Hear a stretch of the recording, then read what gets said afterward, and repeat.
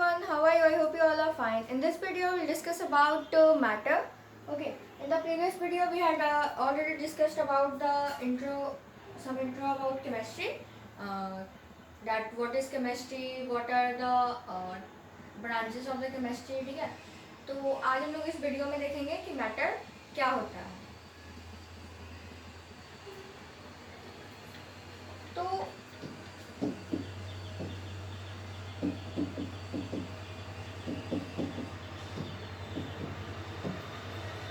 anything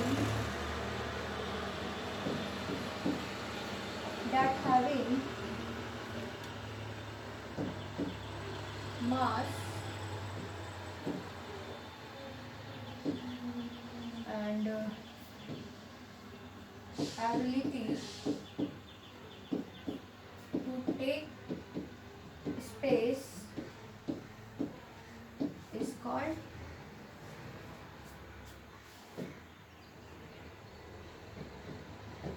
matter. It means matter anything that having mass, जिसके पास मास हो और साथ ही साथ ऐसा एबिलिटी हो क्या ऑक्युपाई करने के लिए, स्पेस ऑक्युपाई करने का एबिलिटी हो, तो उस चीज को हम लोग क्या कहेंगे? मैटर कहेंगे. ठीक है. So anything that having mass and having ability to occupy space is called matter. ठीक है. जैसे कि ये हमारा पेन है, ये भी एक मैटर है. जैसे इसके पास भी एबिलिटी है स्पेस को ऑक्युपाई करने का और साथ ही साथ इसका कोई मास होगा. ठीक है.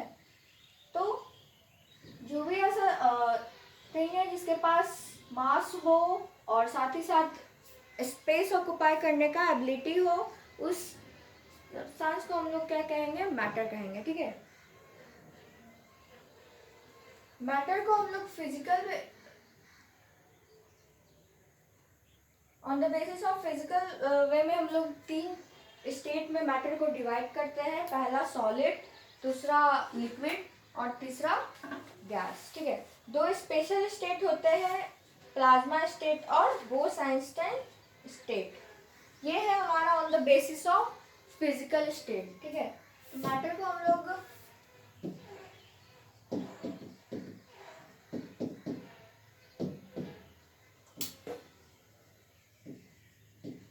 On the basis of physical state पे 3 तरह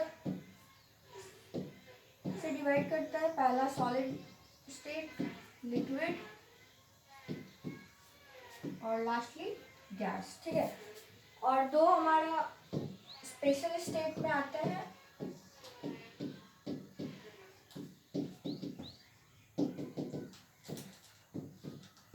जो कि पहला है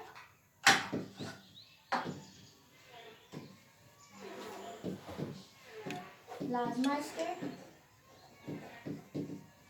और दूसरा है बोस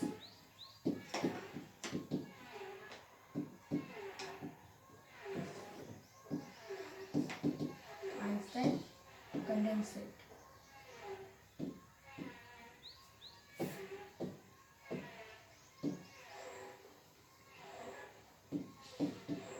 ठीक है. 1 बाय 1 हम लोग एक सबको डिस्कस करेंगे. ठीक है. सॉलिड, लिक्विड, गैस तो आप लोग बचपन से पढ़ रहे होंगे, तो आप लोग को पता होगा कि सॉलिड क्या होता है, लिक्विड क्या होता है, गैस क्या होता है. स्पेशल स्टेट यहाँ पे 2 न्यू है, जो कि पहला है प्लाज्मा स्टेट और दूसरा हमारा बोस-आइंस्टाइन स्टेट कंडेंसेट. ठीक है. तो हम लोग इसका केवल यहाँ पे कंपैरिजन देखेंगे कि आपस में शेप के बेसिस पे, उसके कुछ जनरल प्रॉपर्टीज के बेसिस में क्या क्या कंपैरिजन है. ठीक है. तो सबसे पहला है हमारा जनरल प्रॉपर्टी, जो कि shape on the basis of shape के बेसिस पे. ठीक है. तो जो सॉलिड का जो शेप होता है वो क्या होता है? फिक्स्ड होता है. ठीक है. ये चेंज नहीं होता अंटिल कोई एक्सटर्नल फोर्स अप्लाई ना हो. ठीक है. लिक्विड का भी शेप जो होता है वो फिक्स नहीं होता है, वो क्या होता है? इनडेफिनिट होता है.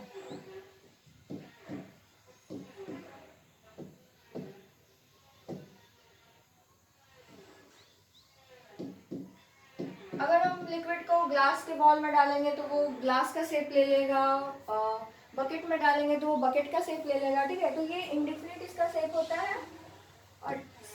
इसका भी होता है इंडेफिनिट। बलून में हम लोग डालेंगे तो बलून का शेप ले लेगा, ठीक है। सिलेंडर में डालेंगे तो सिलेंडर का शेप ले लेगा।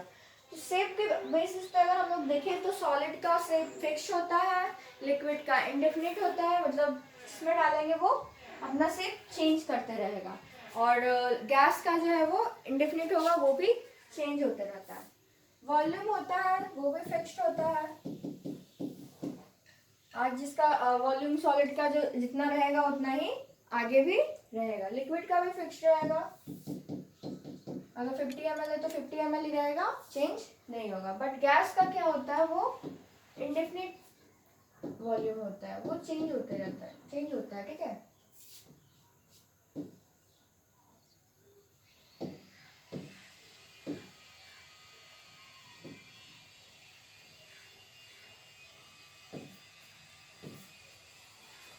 नेक्स्ट है हमारा number of particle per unit volume. ये भी हमारा जो होता है सॉलिड का क्या होता है, मैक्सिमम होता है, बट लिक्विड का इंटरमीडिएट होता है, ठीक है, ना ज्यादा ना कम।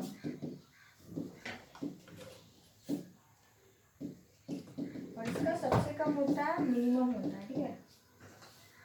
ये कुछ जनरल प्रॉपर्टीज है जिनका कंपैरिजन है कि किसमें मतलब मैक्सिमम होता है, कौन सा फिक्स होता है, ठीक है, कौन इंडेफिनिट होता है। नेक्स्ट है हमारा इंटरमॉलिक्यूलर स्पेस। तो सॉलिड का मॉलिक्यूलर स्पेस तो हम लोग जानते हैं वो आपस में सटे सटे होते हैं, तो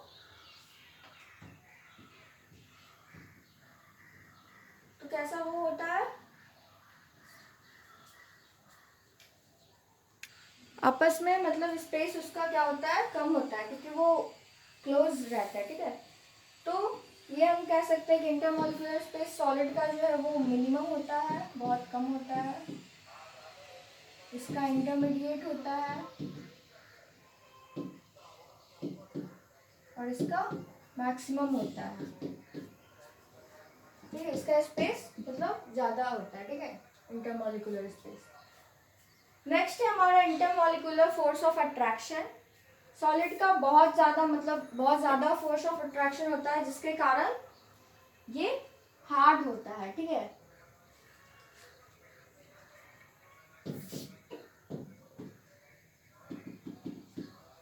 और इसका इंटरमीडिएट ना हार्ड होता है ना ज़्यादा नॉर्मल होता है, ठीक है, लूज होता है ये। और इसका गैस का क्या होगा, मिनिमम होता है, ठीक है।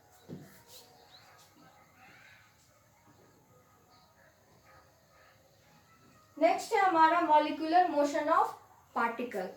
तो molecular motion of particle solid का कितना क्या होगा, मूवमेंट कम होता है, ठीक है। तो maximum sorry molecular motion of particle, yes, तो ये क्या होगा हमारा इंटर मिनिमम होगा, और वी कैन से कि ऑलमोस्ट ना के बराबर होता है, तो हम लोग लिख सकते हैं निग्लिजिबल, ठीक है,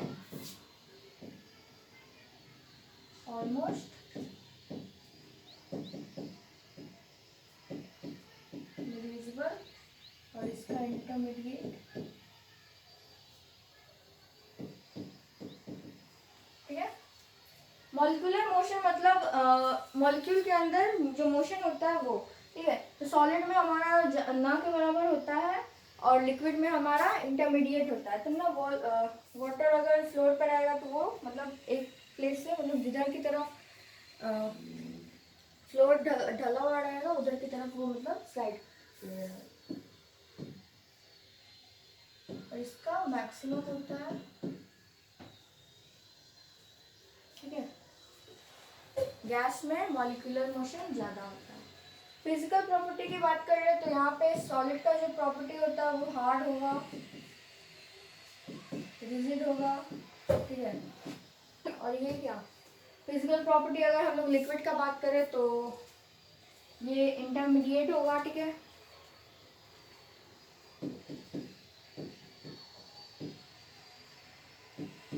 और ये हमारा लूजली पैक्ड होता है।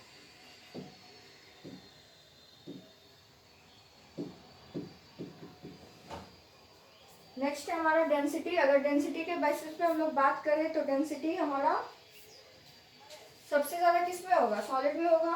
उसके बाद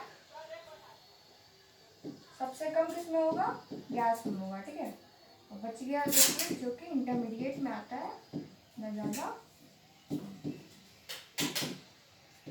तो ये था comparison among this three state कि on the basis of 8 general property how.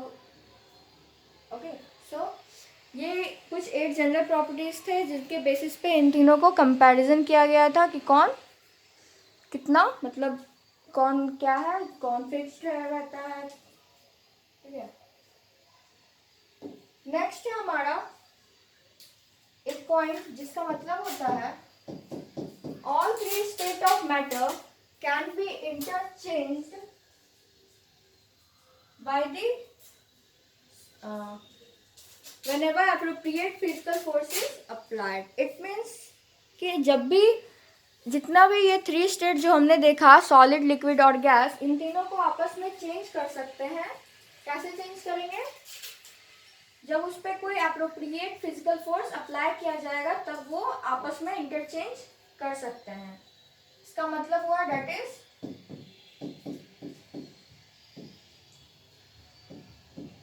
जो सॉलिड है वो लिक्विड में चेंज कर सकता है और जो लिक्विड है वो सॉलिड में इंटरचेंज हो सकता है, ठीक है। लिक्विड गैस में चेंज हो सकता है और गैस लिक्विड में चेंज हो सकता है, ठीक है।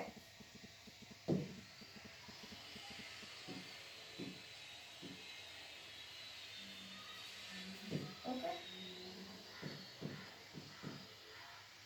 ये कैसे चेंज करेगा? सॉलिड लिक्विड में तब चेंज होगा जब इसको हीट करेंगे, लिक्विड गैस में तब चेंज होगा जब इसको हीट करेंगे। वेट,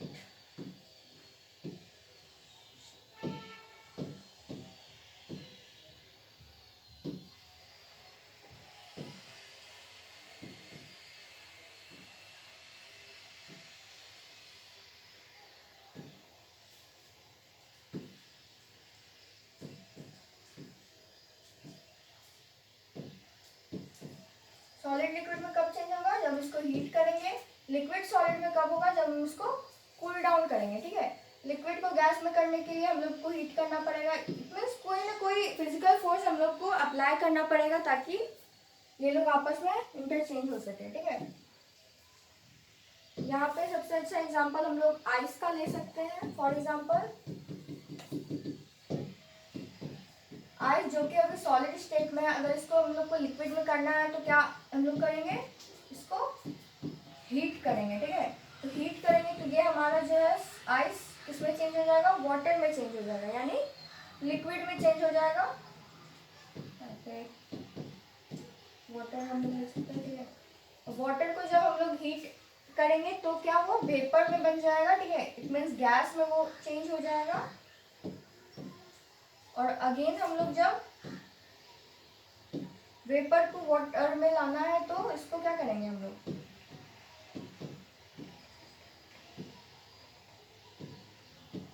ठंडा करेंगे तब चेंज हो जाएगा वाटर में। और जब वाटर को रेफ्रिजरेटर या फिर उसको भी कूल डाउन करेंगे रेफ्रिजरेटर की हेल्प से तो वापस वो आइस में कन्वर्ट हो जाएगा, ठीक है। तो इस पॉइंट का यही मतलब है कि ये तीनों स्टेट आपस में इंटरचेंज कर सकते हैं जब भी कोई अगर अप्रोप्रिएट फिजिकल फोर्स इस पर अप्लाई किया जाएगा तो ये आपस में इंटरचेंज हो सकता है, ठीक है। उसके बाद है हमारा दो स्पेशल स्टेट जो कि एक प्लाज्मा स्टेट था और दूसरा बोस आइंस्टाइन कंडेंसेट था, ठीक है। तो पहला हमारा प्लाज्मा स्टेट जो कि फोर्थ स्टेट ऑफ मैटर है और ये कहाँ पे एग्जिस्ट होता है? हाईएस्ट टेम्परेचर पे एग्जिस्ट होता है, दैट इज 10⁶ केल्विन, ठीक है। Plasma state is gaseous ionic phase of matter. ये गैसियस आयोनिक फेज है मैटर का, ठीक है। और एग्जांपल इसका क्या है कि जो सब्सटेंस हमारा सन के कोर या फिर जो स्टार के कोर पे लाई करता है वो किस स्टेट में होता है? जनरली प्लाज्मा स्टेट में ही होता है। तो ये था हमारा प्लाज्मा स्टेट जो कि हाईएस्ट टेम्परेचर पे एग्जिस्ट होता है। सॉरी। उसके बाद है हमारा दूसरा बोस आइंस्टाइन कंडेंसेट। ये हमारा it is also a special state of matter which exist at absolute zero temperature, ठीक है।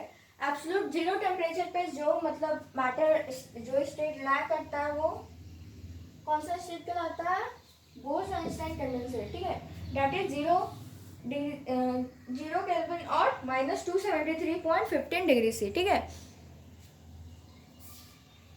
ये है हमारा बोस-आइंस्टाइन कंडेंसेट का डेफिनेशन, जो कि एक स्पेशल स्टेट है।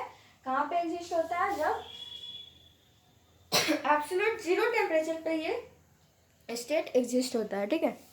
और इसके पहले वाला जो है प्लाज्मा स्टेट, वो हाईएस्ट टेम्परेचर पे एग्जिस्ट होता है, ठीक है। इसके बाद हम लोग पढ़ेंगे डाल्टन्स एटॉमिक थ्योरी, ठीक है। इस थ्योरी के बारे में पढ़ेंगे कि इस थ्योरी में क्या है जो कि डाल्टन के द्वारा दिया गया है, ठीक है। तो according to this theory all matter is made up of smallest particle known as atom. इस थ्योरी के अनुसार ये कहा गया है कि जितना भी मैटर है वो एक छोटे से पार्टिकल से बना हुआ है जिसका नाम है एटम। एटम एक लैटिन वर्ड से ड्राइव किया गया है, ठीक है, एटमॉस, जिसका मतलब होता है अनडिविजिबल।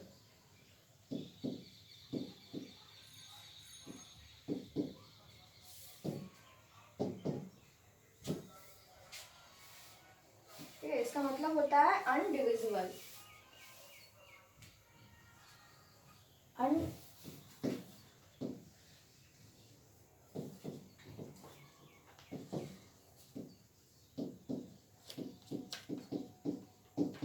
अनडिविजिबल, okay.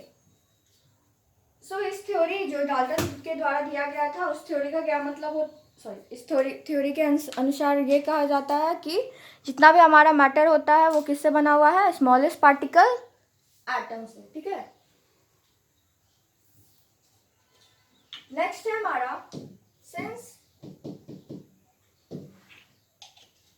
atom are too small they can not be broken, that is atom neither be created nor be destroyed।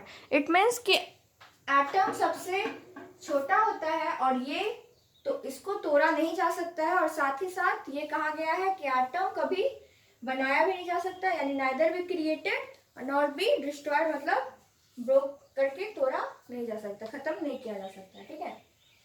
ये बहुत छोटा होता है। Same element contains same kind of atoms but different element contains different kind of atom। मतलब कि जो same element होता है उसके पास सेम काइंड ऑफ एटम ही होता है, और जो डिफरेंट डिफरेंट एलिमेंट होते हैं उसके पास different different types of atom होता है, ठीक है। तो it depends on element that it contains. अगर सेम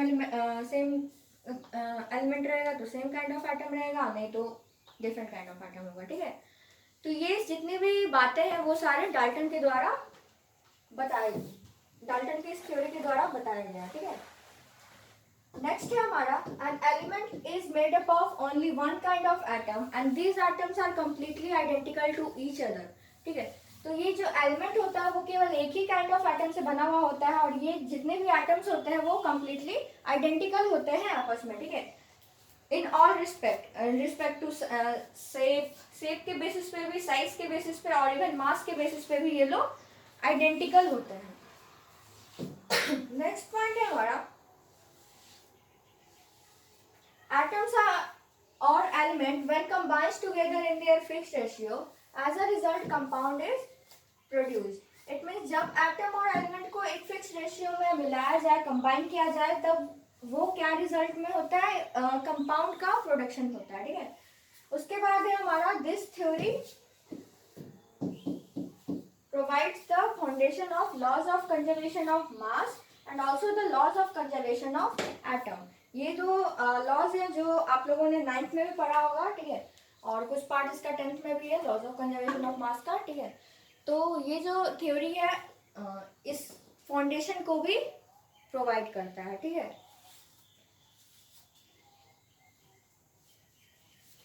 नेक्स्ट है, हम लोग देखेंगे कि इस थ्योरी का ड्रॉबैक क्या है, ठीक है।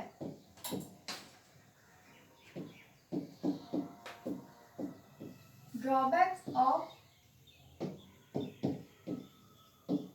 Dalton's आई होप आपको डाल्टन एटॉमिक थ्योरी समझ में आया होगा कि डाल्टन एटॉमिक थ्योरी क्या है, इस थ्योरी के मुताबिक डाल्टन का क्या कहना है। ठीक है, इस थ्योरी का ड्रॉबैक एक ही है कि जब सब एटॉमिक पार्टिकल का डिस्कवरी हुआ तब ये बात गलत हो गया कि एटम ही सबसे छोटा पार्टिकल है। ठीक है, after the discovery of subatomic particle, electron, proton, neutron, it becomes clear that atom is not the smallest one and hence it may be divided into subatomic particles. It means कि इसको divide भी किया जा सकता है और यहाँ तक कि ये सबसे छोटा नहीं है। बट डाल्टन के द्वारा जो थ्योरी दिया गया था उसमें ये कहा गया था कि एटम ही सबसे छोटा है और उसको हम लोग डिस्ट्रॉय नहीं कर सकते हैं। बट जब सब एटॉमिक पार्टिकल्स का जब आगे चल के डिस्कवरी हुआ तब ये बात गलत हो गया। ठीक है, तो यही था डाल्टन एटॉमिक थ्योरी का ड्रॉबैक। ठीक है, जो कि ये था कि एटम सबसे छोटा है और साथ ही साथ उसको डिवाइड नहीं किया जा सकता। बट ऐसा नहीं है, उसको डिवाइड सब एटॉमिक पार्टिकल्स में किया जा सकता है। ठीक है, तो ये था हमारा drawbacks of Dalton atomic theory और ये था हमारा डाल्टन एटॉमिक थ्योरी जो कि डाल्टन के द्वारा दिया गया था। ठीक है, इसके पहले ये 3 स्टेट का कंपैरिजन और उसके बाद 2 स्पेशल स्टेट थे जो कि ऑन द ये सब जितने भी है वो on the basis of physical state state पे डिवाइड किए गए हैं। ठीक है, और 2 डिवीज़न है और एक और है जो केमिकल के बेसिस पे डिवाइड किया है। ठीक है, केमिकल के कॉम्पोजिशन के बेसिस पे मैटर को डिवाइड किया गया है, प्योर मैटर और मिक्सचर। ठीक है, तो इस चीज़ को हम लोग नेक्स्ट वीडियो में डिस्कस करेंगे। सो आई होप आप लोग को ये वीडियो पसंद आया होगा और साथ ही साथ समझ में भी आया होगा कि डाल्टन एटॉमिक थ्योरी क्या होता है, ड्रॉबैक क्या हुआ है। ठीक है, और साथ ही साथ प्लाज्मा स्टेट और बोस आइंस्टाइन कंडेंसेट भी। So that's all for today, thank you.